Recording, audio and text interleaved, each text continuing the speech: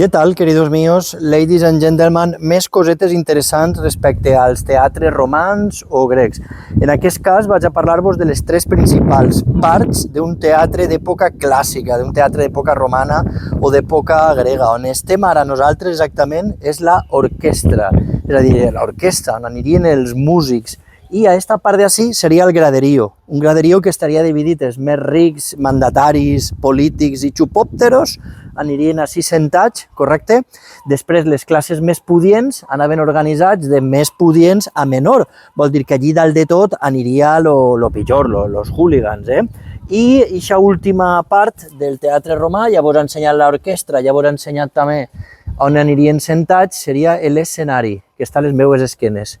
Vol dir tres parts, escenari, orquestra i el graderío, o les caves, correcte? ¿París bé? ¿Esteu de acuerdo? Vamos a ello.